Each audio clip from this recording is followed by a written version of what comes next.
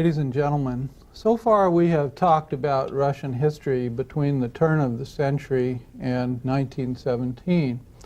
I've talked about the Tsar, his conservatism, talked about imperial tensions between non-Russian peoples and the Russians, social antagonisms, the failure of the constitutional experiment, and finally, in the last lecture, about the instability that resulted in Russia in late 1916 and early 1917 that was a consequence of the First World War.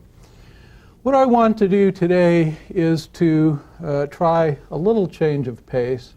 I want to talk about ideas, about the ideas that were represented by various groups within the Social Democratic Party in Russia.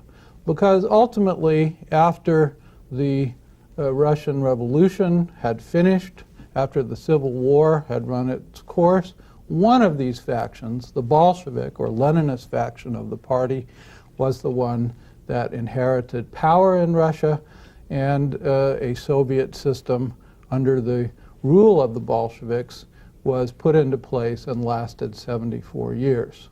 So it seems to me that it is right and fitting that we should discuss the origins of Bolshevism from the perspective of its inception in Russia and the different groups that appeared between its inception and the time that the Bolsheviks actually took power.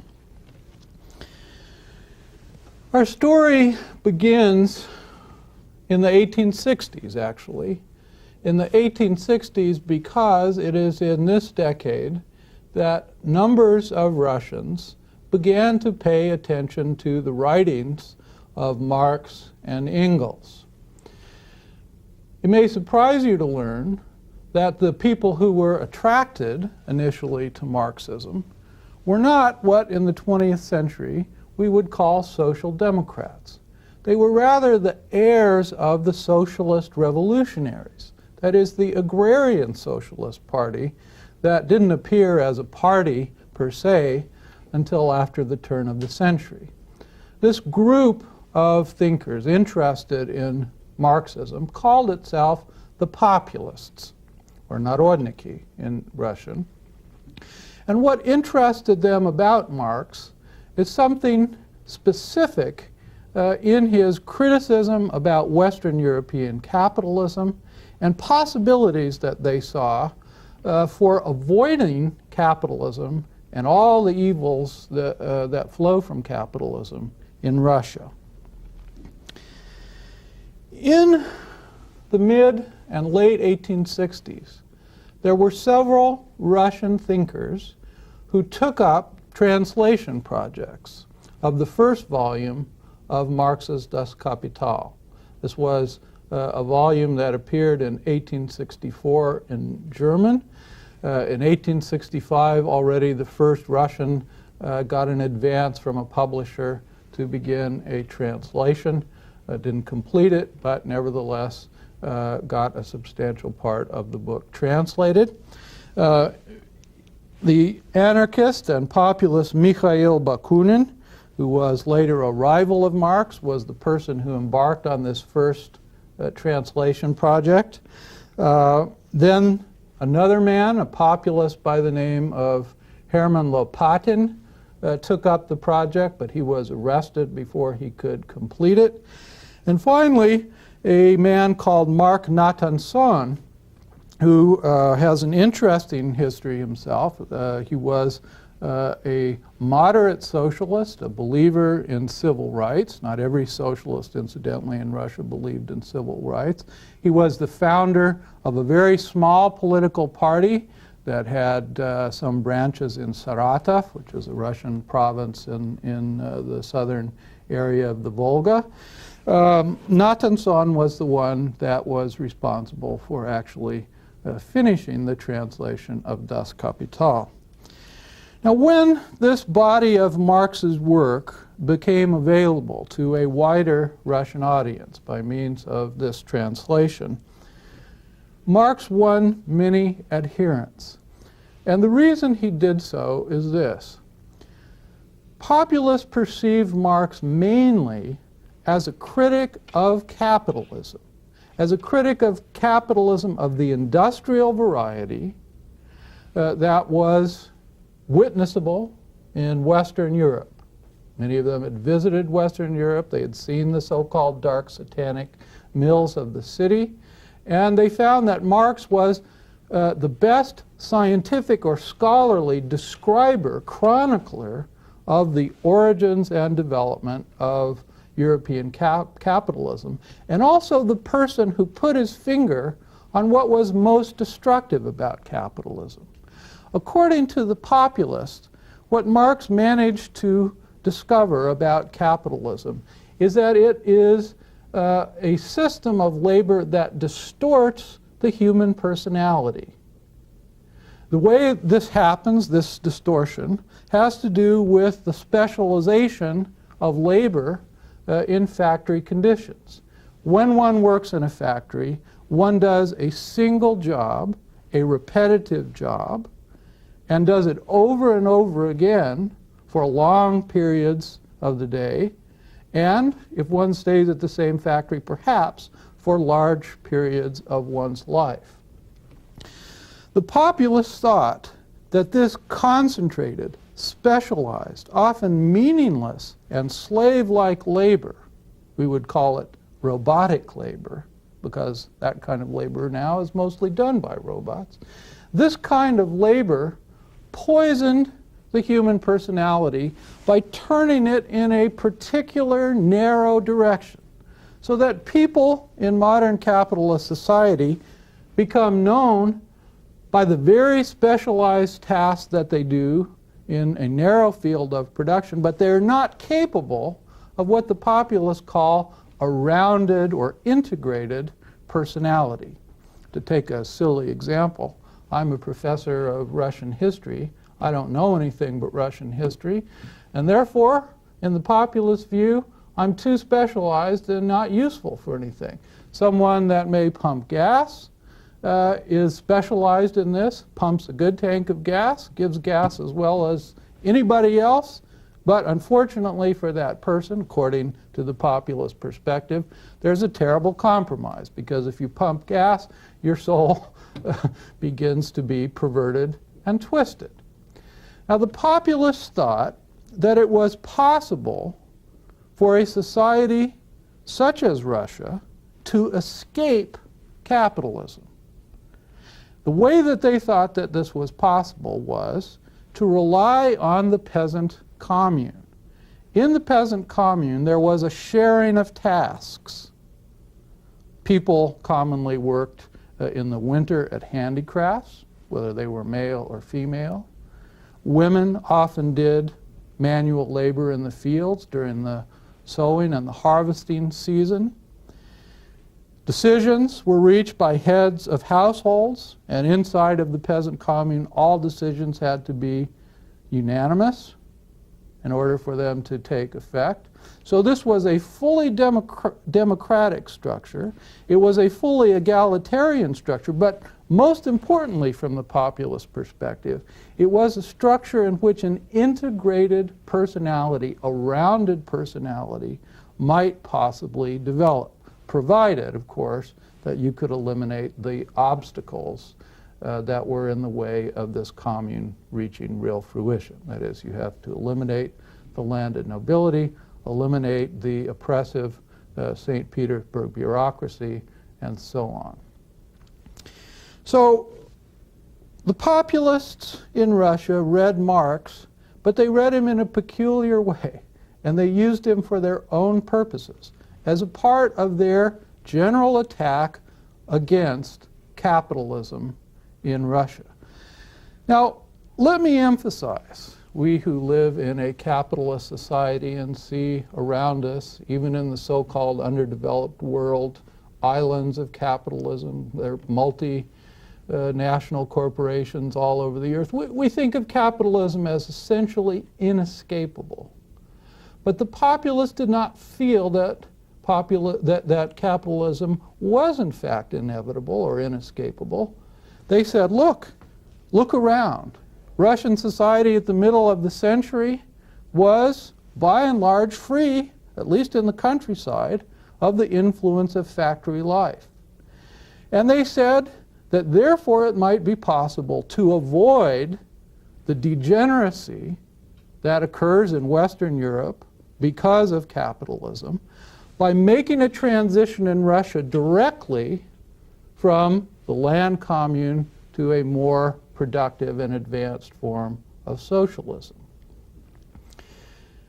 And there were those populists even later in the century, in the 1880s, in the 1890s, after the turn of the century, who heard objections from the Russian Marxists like this.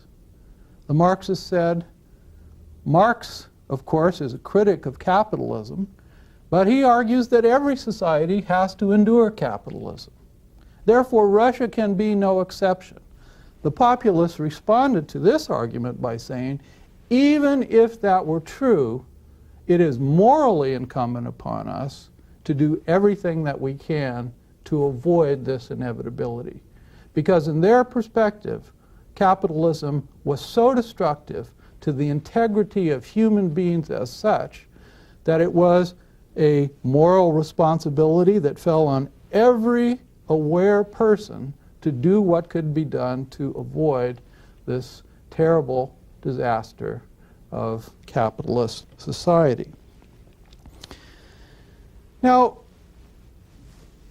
it is a quirk, an interesting sidelight of the history of Marxism, that Marx reciprocated the interests of the populists.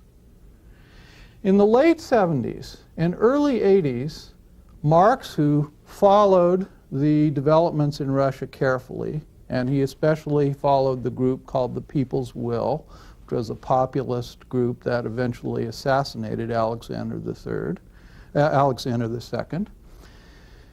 Marx followed the populist writings, and he began to think that Russia might be an exception to his rule that every society must go through one and the same set of social stages of development. There was correspondence in 1881 between Marx and leading Russian populists in which Marx actually speculated that it might be possible in a place like Russia to avoid the capitalist road of development and to make a direct transition to socialism. Now, these letters of Marx, some of them remained unpublished or were published only in the late 80s, and by that time Russian Marxism had taken on a life of its own. But this is a significant moment from the point of view of intellectual history anyway, that the populist understanding of Marx and their interest in Marx was reciprocated by this very influential theorist himself. Now, I hasten to add, even at this stage, not every Russian who read Marx was impressed. Boris Chicherin, who is a liberal philosopher of law I know a little bit about, wrote a devastating criticism of Marx's Das Kapital in 1878. And so from this date, many liberals set their teeth against the Marxist intellectual agenda. Now let me turn from the inception of Marxism to Russia to the varieties of Marxism that actually developed. And for purposes of clarity, I want to draw your attention to three such varieties of Marxism. One I call classical Marxism. This is after the term that is used by my colleague Andrzej Walicki, a very great historian of ideas.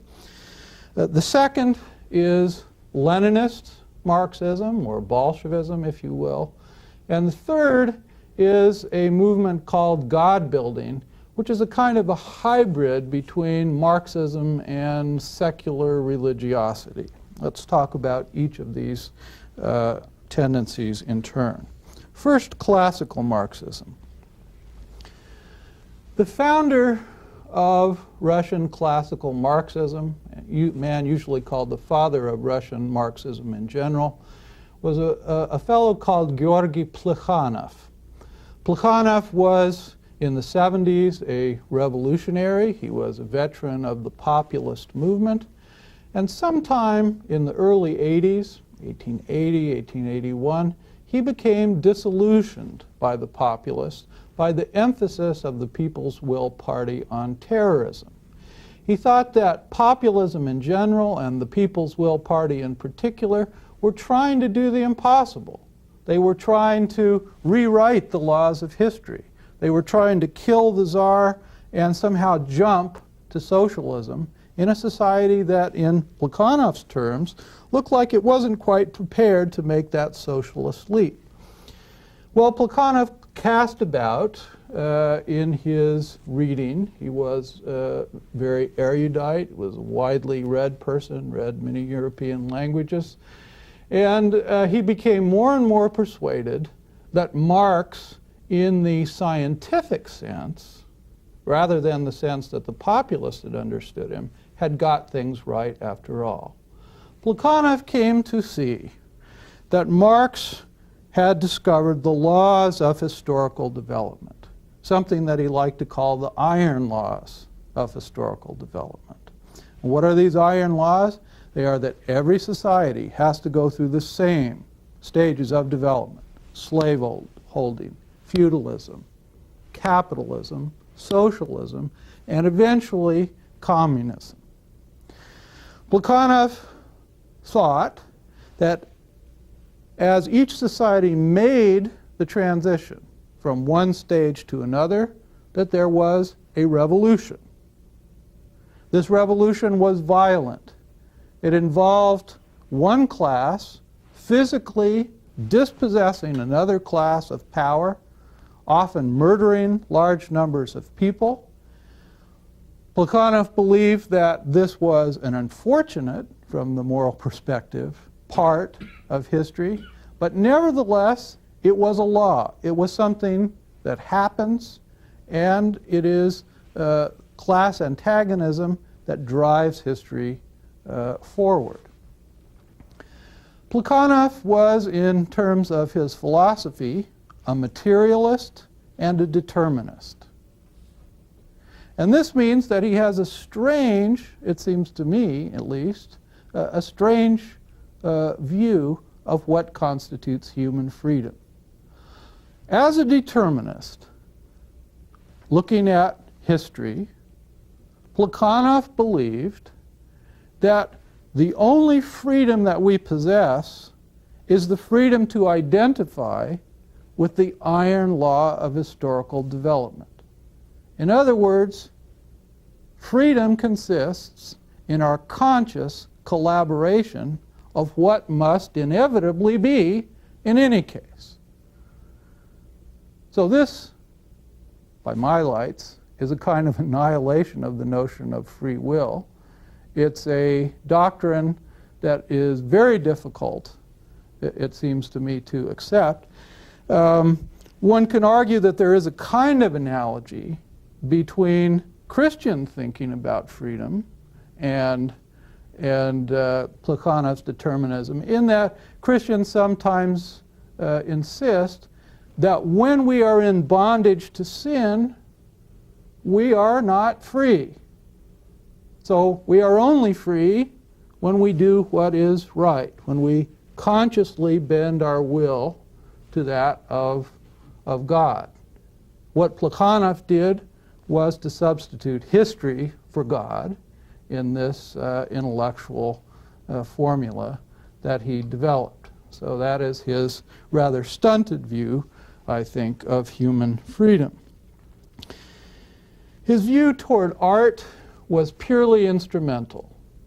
Plekhanov said that art is good if it is useful as an educative tool, if it presses forward society. So that art which would be in the feudal stage of development useful is the art that is critical of the monarchy, of the feudal monarchy, and critical of the social order on which it rests. In a capitalist stage of development, useful art is the art that's critical of capitalism, critical of the bourgeoisie. Under socialism, art will be useful to the degree that it helps people understand their place in history. It helps educate them about their productive tasks. Now, as to religion, Plekhanov was a materialist, so he naturally rejected all existing religions as so much superstitious nonsense, as so much unscientific cant. And he believed that in socialism, religion would be replaced by science, the hard sciences, physics and chemistry and so on, explaining the natural world around us. And also it would be replaced by the theater, because in religion, from Plekhanov's perspective, there were various rituals and so on which were entertaining. And so in the theater of the future, what one would see are vastly entertaining rituals, and this would substitute for the ritual content of religion. Now, much of Plekhanov's thinking was passed on to a group that was actually an enemy of the Bolshevik Party in the long run. This was the so-called Menshevik group. It was called Menshevik because its constituency consisted of a minority of participants at the Party Congress of 1903. Lenin, who happened to find himself in the mathematical majority in this Congress after a few manipulations, after the Bund walked out and so on and so forth, Lenin took the name majoritarians, or Bolsheviks, for his movement. My point is that Plekhanov, his classical Marxism, with its accent on determinism, its hostility to religion, its emphasis on the iron laws of historical development and the absence of human will, this was what was inherited eventually by the Russian Mensheviks. And as a footnote, one can add that although strangely, Plekhanov was an ally of Lenin at the 1903 Congress, by the beginning of the war, he was a Menshevik, and he ended up a bitter critic of the Bolsheviks and their behavior during the war. Now let's turn to the Bolsheviks themselves. And when you talk about the Bolsheviks, you have to talk, it seems to me, about the leaders of this faction, this cause. It was a party that was very much dependent on the personality of the leader. People who study National Socialism in Germany point out that one of the central tenets of National Socialism was the so-called Führerprinzip, the leadership principle. The will of whoever was the head of the party was something that shaped its political course. Now, by analogy, I think it goes too far to say that the Bolshevik Party was shaped by a single leader entirely, and that it's therefore analogous to the Nazi situation. I don't think that that's the case. But nevertheless, compared to other political parties, the role of the leader was very much larger. Now, Lenin came to Marxism not in the way that Plekhanov did, not after a period of fascination with populism and so on and so forth. He came to Marxism actually through a family tragedy and a chain of events that set it off. Lenin was the second son of a family, lived in the province of Simbirsk, which is one of the Volga provinces.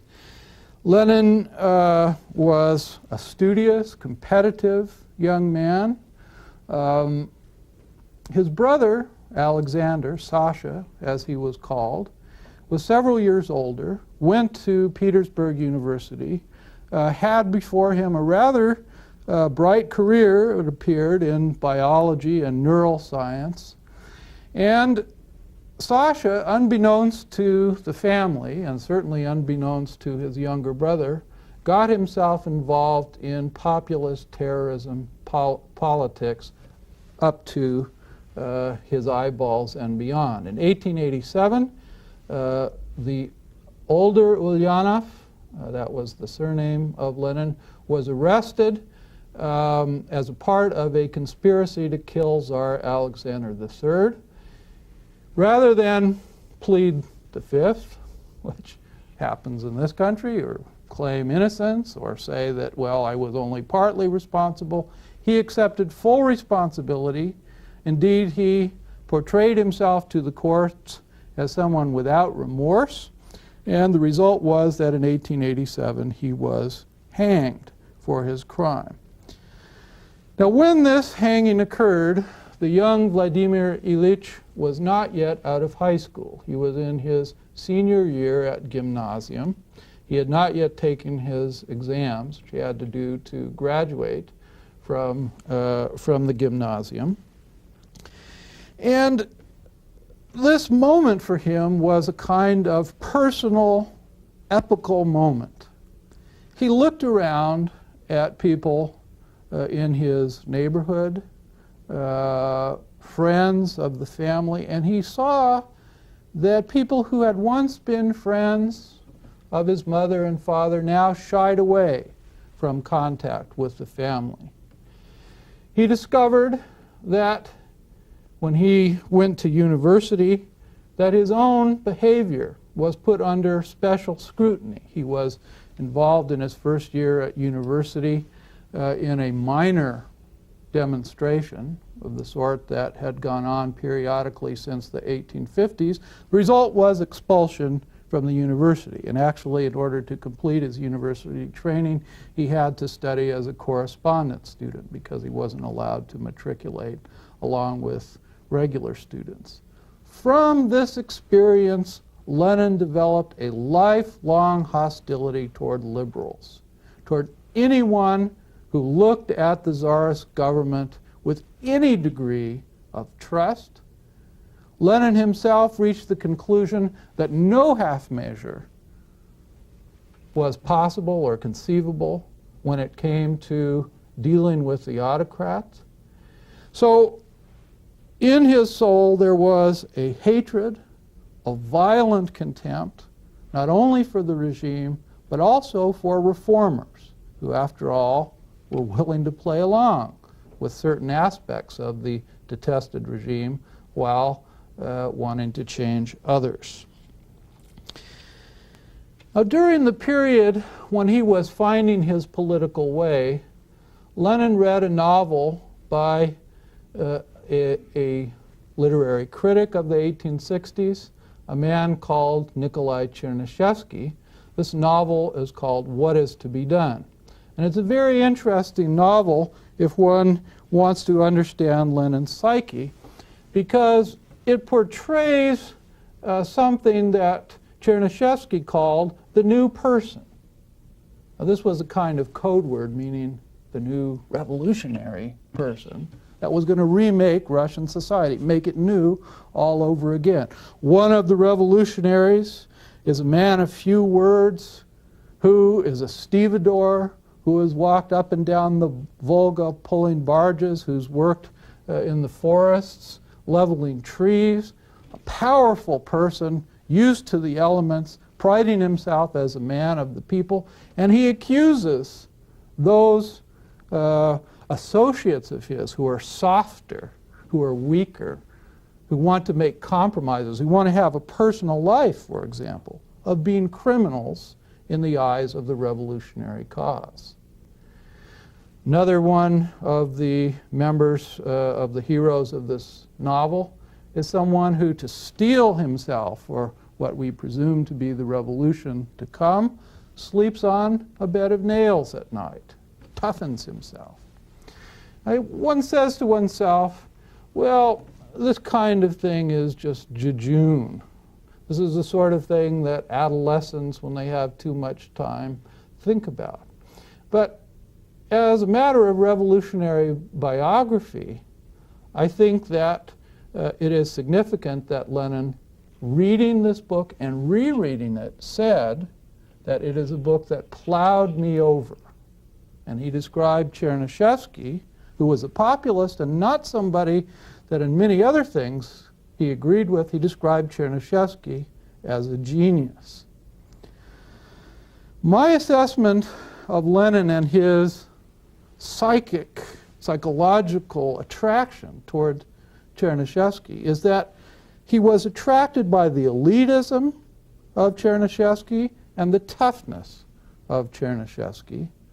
And he gravitated toward a philosophy of Marxism that was elitist, that was tough, in fact, was ruthless. Now, when Lenin first came to Marxism, he looked up to Plekhanov. He accepted Plekhanov's determinism. He accepted Plekhanov's contempt for religion. In other words, hook, line, and sinker. But sometime in the middle of the 90s, Lenin began to work his own way toward a new theory of Marxism. Now, in the old Soviet historiography, it's always said that Lenin was simply a true interpreter of Marxism. But from the standpoint of the history of ideas, I have to say, in my opinion, Lenin was actually an innovator.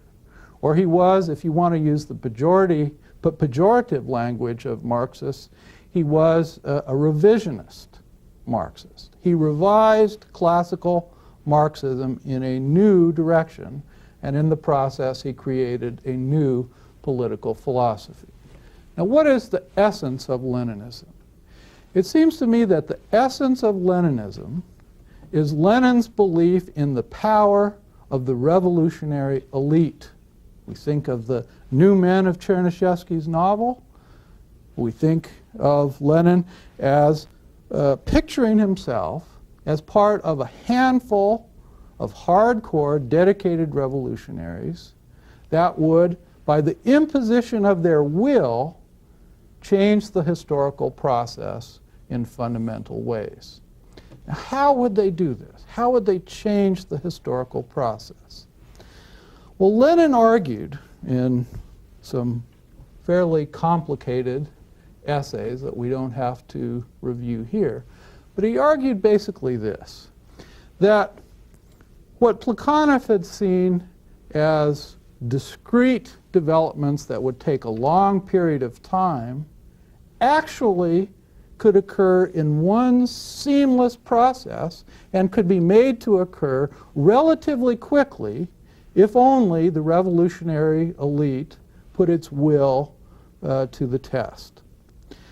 Now, to make this less abstract and more comprehensible, what Lenin thought was that the transition between capitalism and socialism in Russia, and the transition between feudalism and capitalism, that these things could be put together. They didn't have to be separate processes. What Plekhanov thought was, first order of business is to overthrow the monarchy and then install a bourgeois government, a capitalist government. In other words, a government with a parliament that would favor the elites, property owners, and so on, just like he saw in Western Europe. Only after a long period, maybe as much as several generations, would capitalism reach the terminus of its development. At that point, according to Plekhanov, the time would be ripe for a socialist revolution. The workers would rise up and they would overthrow the small, by this time, monopoly capitalists that had all the wealth to themselves. So the expropriators would be expropriated. Lenin didn't see it that way. He thought that if the revolutionary elite overthrew the feudal government, the monarchy, that because the bourgeoisie in Russia was so weak, the proletariat would be able to take power from them too.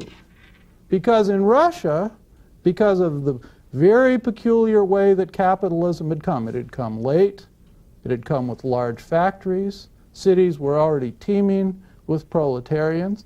In Russia, the revolution that would overthrow the monarchy would have to be led by the proletariat in terms of numbers.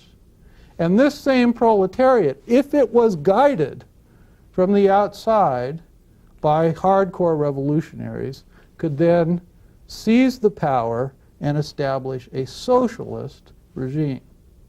So the accent in Leninism falls not on determinism, not on the iron laws of historical development and the absence of freedom of will. It falls on will, on the role of the elite, the power of consciousness, and action to change history. And these are fundamental, in my opinion, fundamental departures from classical Marxism. Now, Lenin also saw the revolution, which was going to come, the socialist revolution that was going to come in Russia. He saw it as a part of a worldwide phenomenon. And this cannot be accentuated too much. Lenin was very clearly aware that Russia was behind Western Europe in terms of capitalist development.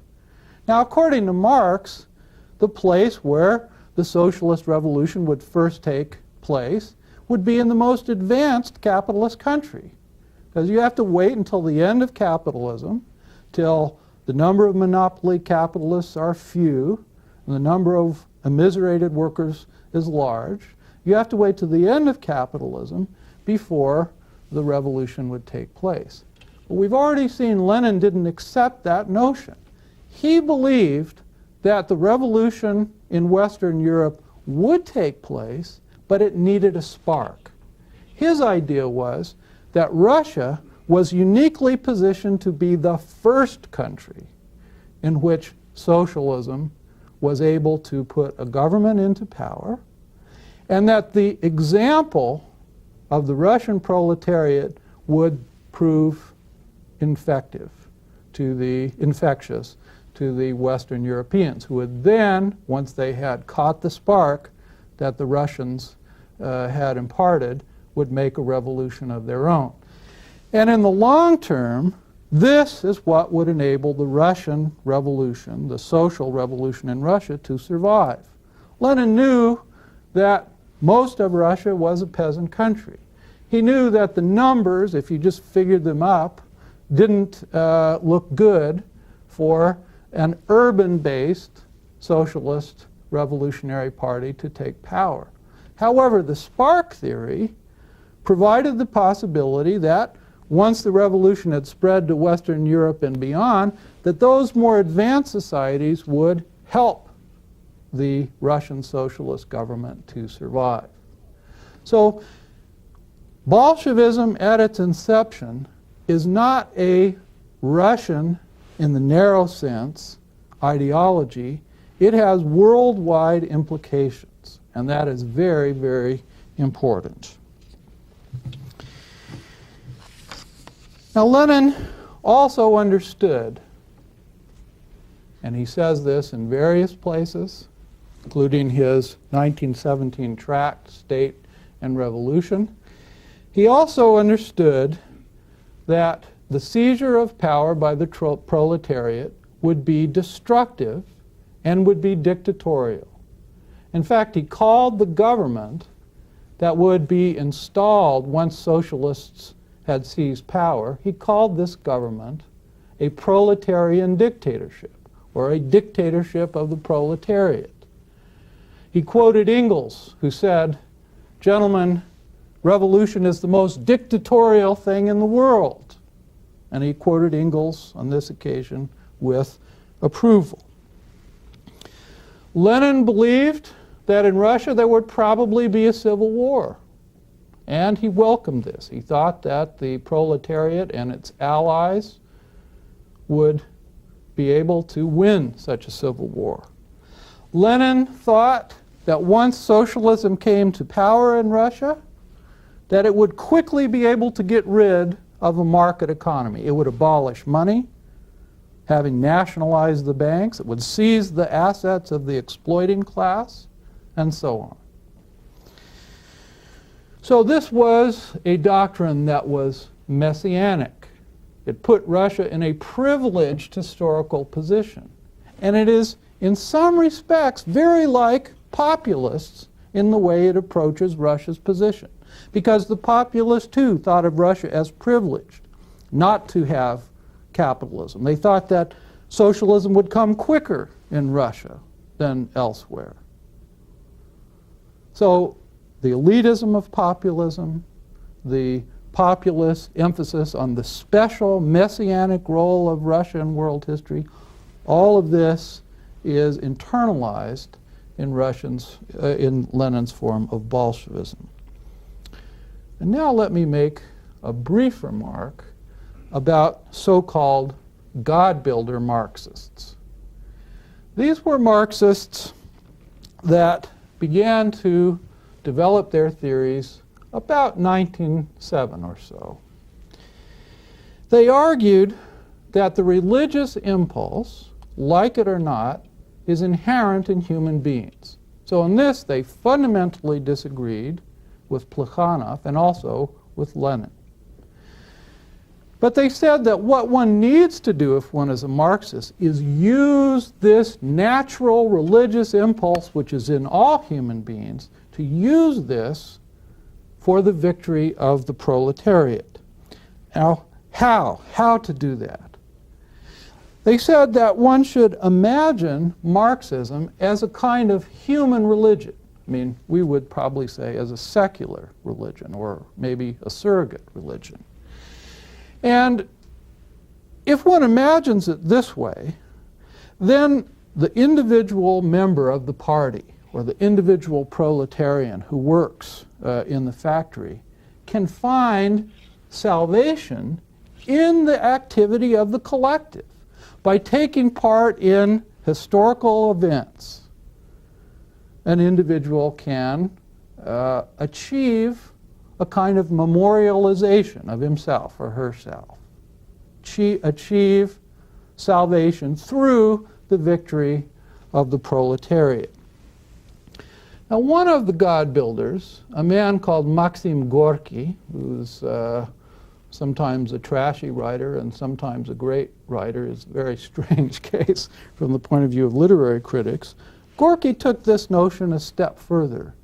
He thought that the will of the people, if it concentrated itself on a single objective, might be able to banish death. He tells a story in 1909 of a young peasant girl who dies, and the grief-stricken villagers, concentrating their love and attention on this girl, manage to raise her from the dead. Extraordinary thing, unlikely, you say, fictional, but it's typical of this religious view that the God builders took. One last example, a man called Alexander Bogdanov was fascinated literally with the possibility that medical science might be able to revitalize human beings. And after Lenin's death, of course after the revolution, this is in 1924, this wing of the God-building movement makes a contribution which is very odd to the history of Soviet Russia, and that is to the entombment in the glass sarcophagus of Vladimir Ilyich, in the preservation of his brain, and in the belief that eventually this leader of socialism will be the first human being by medical science to be resurrected from the dead. So the God builders sought not just collective immortality, but personal immortality as well. Well, this story, I think, convinces us that Russian Marxism is not a simple phenomenon. It just didn't pop into existence at the turn of the century. It has its roots deep in the Russian past. And it's not something that is a single point of view. There are many varieties of thought that are represented in it. And therefore, it will be interesting to sort out with you why it is that the Bolsheviks, rather than some of these other groups that we have talked about, inherited the earth in late 1917.